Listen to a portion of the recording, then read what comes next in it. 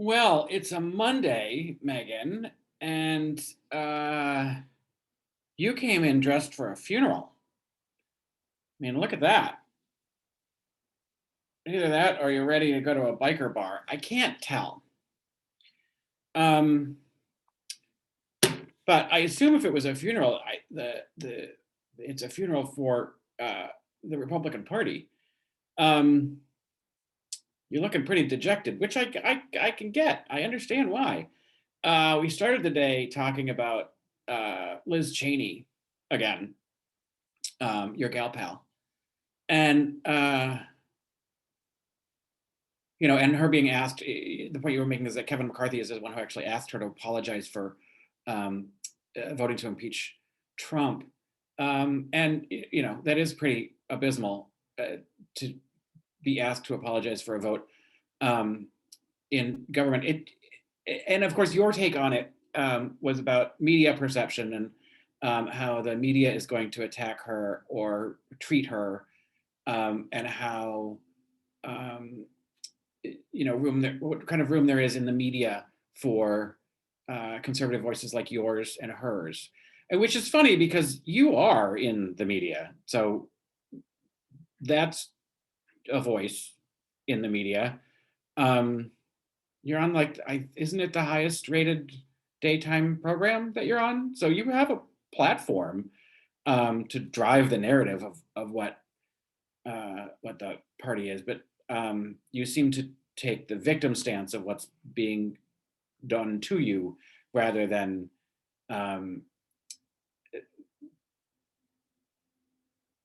offering any kind of solutions.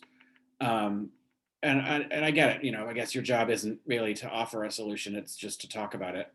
And today you did bring up that you don't abide by all the QAnon crazy shit that's going on in the Republican Party, and you're afraid that conservatives like you are going to get squeezed out.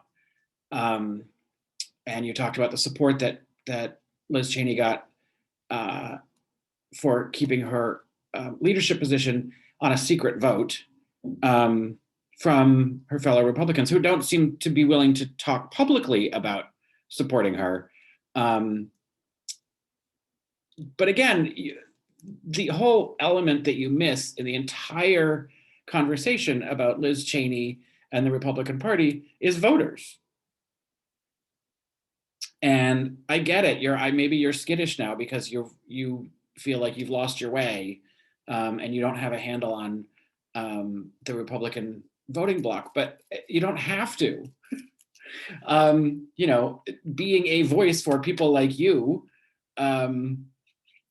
you said college-age women are leaving the party in droves. I guess, or college-educated women are leaving the party in droves.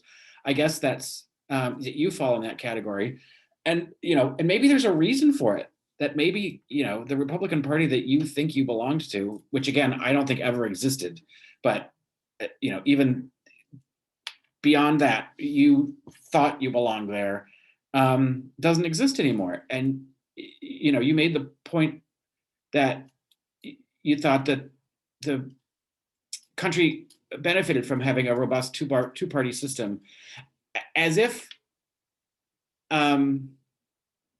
there aren't two parties. And Van Jones alluded to this on Friday about there shouldn't just be one party, there should be two parties. And and I think you're both wrong on this.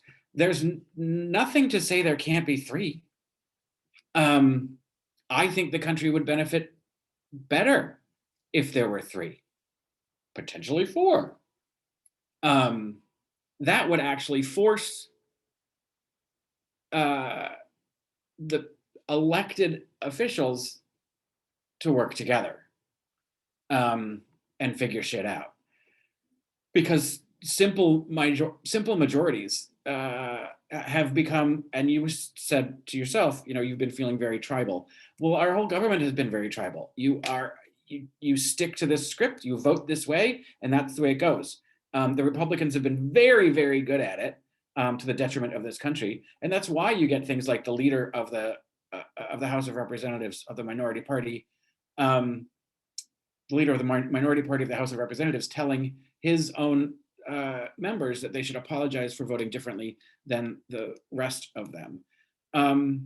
That no, the whole point of being there in Congress is to represent your districts, represent the voters, the people that put you there.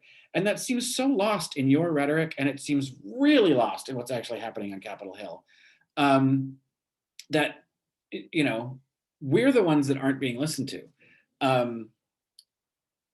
And so, you know, it isn't a surprise that people rose up to protest. It was a surprise that they that those particular people rose up and then busted through the Capitol and created a terrorist attack on our own government. That's not what we mean when we say rise up and you know, and let your voice be heard. So there is a difference in rhetoric when people are encouraged to rise up and let their, you know, let their opinions be known. That doesn't mean grab a gun and go storming your Capitol building. There's a difference. I know that conversation was in there somewhere. It just tickled something in my brain.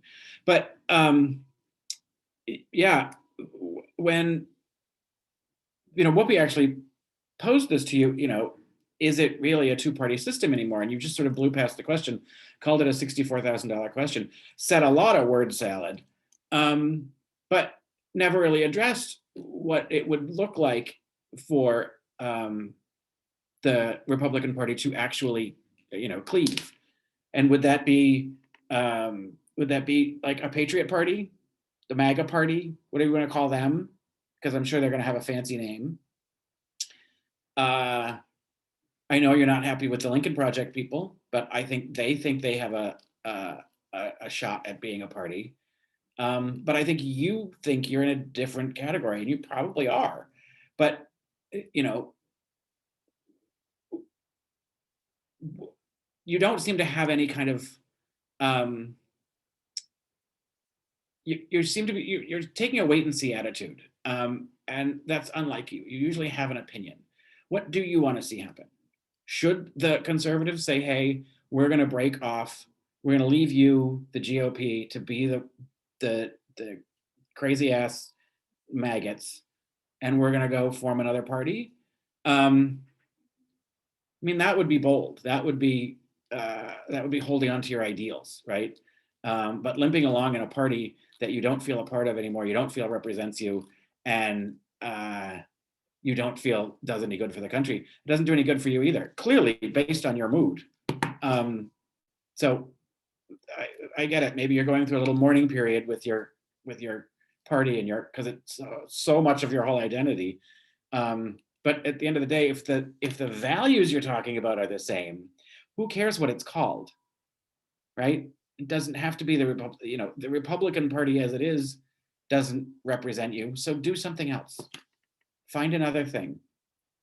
You know, you and Liz Cheney and your pal Adam from Illinois can get together and, you know, make a new gig.